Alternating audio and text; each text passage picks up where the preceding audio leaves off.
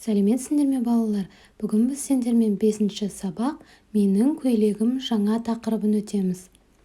Здравствуйте, ребята! Сегодня мы с вами пройдем 5-й урок «Менің көйлегім жаңа». У меня новое платье. Жаңа сөздер, новые слова.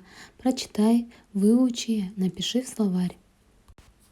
Жейде, рубашка, шалбар, брюки, ботинки, көйлек, платье, жаңа, новый, ескі, старый. Ал енді тәуелдік жалғауын менімен бірге оқы. Прочитай вместе со мной и обрати внимание на окончание. Көйлек, көйлегі, менің көйлегім, сенің көйлегің, оның көйлегі. Ребята, обратите внимание, при склонении буква «К» меняется на «Г». Сенің көйлегің қандай? Менің көйлегім жаңа. Менің көйлегім ескі. Тыңда, қайтала, оқы. Сначала послушай, а потом прочитай сам. Ханзада ақ жейде, көк шалбар киеді. Принц, Ханзада переводится принц. Принц наденет белую рубашку и синие брюки. Ол қоңыр бәтеңке киеді. Он оденет коричневые ботинки. Ханзада батыр. Принц смелый. Ол ханшаны жақсы көреді. Он любит принцессу. Ханша сары көйлек киеді. Принцесса наденет желтое платье. Оның көйлегі ұзын. У нее длинное платье. Көйлегі әдемі. Платье красивое. Ханша ақылды. Принцесса умная. Олардың киімі таза. У них одежда чистая. Тазалық денсаулық кепілі. Чистота – залог здоровья. Ал енді сұрақтарға жауап бер. А теперь ответь на вопросы. Эти вопросы по тексту. Ответы на вопросы найдешь в тексте. Ханзада не киеді. Что оденет принц? Ханзада жейде, шалбар, бәтеңке киеді. Второе. Ханзаданың жейдесі қандай? Какое у принца рубашка? Ханзаданың жейдесі ақ. Ханзаданың шалбары қандай? Третье.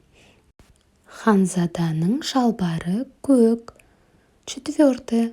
Ханзаданың бәтеңкесі қандай? Ханзаданың бәтеңкесі қоңыр. Пятое.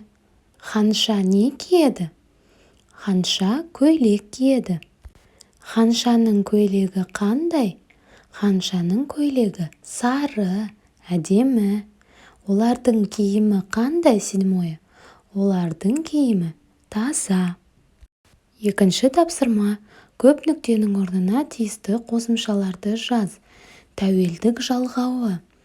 Выполни это задание письменно, вставляя нужные окончания. Поставь видео на паузу и попробуй сделать сам. А теперь проверь себя. Менің көйлегім. Обратите внимание, если последняя буква «К», оно меняется на «Г». Также, и когда заканчивается слово на букву «К», меняется на «Г». Сенің көйлегің, твое платье. Оның көйлегі, ее платье. Менің жейдем. Сенің жейдең. Оның жейдесі. Менің шалбарым. Сенің шалбарың. Оның шалбары. Үшінші тапсырма. Ескі, жаңа сөздерін пайдаланып диалог құрыңдар.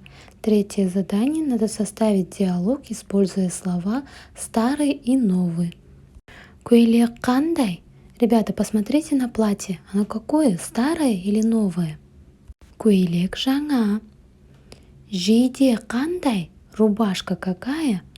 Жейде жаңа. Шалбар қандай? Брюки какие? Шалбар ескі. Бәтеңке қандай? Ботинки ескі. Прочитай. Вместо картинок вставь слова. Менің көйлегім әдемі. Сенің көйлегің әдемі. Оның көйлегі әдемі.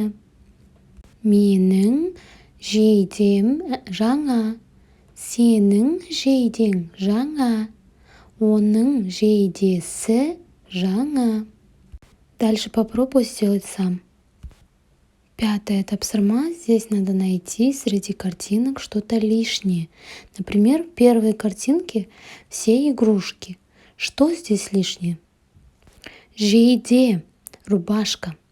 Вторая картинка. Учебные принадлежности. Что здесь лишнее? Көйлек. Третья картинка. Это семья. Здесь лишнее. Шалбар. Четвертая картинка. Здесь лишнее. Ботинки. Есте сақта, запомни. Менің көйлегім бар. Сенің шалбарың бар. Оның жейдесі, бәтеңкесі бар. Менің көйлегім жаңа. Сенің бәтеңкең ескі. Оның киімі таза. А эту загадку выучи. Білгенге маржан, жұмбақ. Қолы бар, саусағы жоқ. Мойны бар, басы жоқ. Жейде, если перевести, то есть руки, но нет пальцев. Есть шея, но нет головы. Это рубашка. Осымен біздің сабағымыз аяқталды. Келесі сабақта кездескенше сау бол. Спасибо за внимание. До свидания.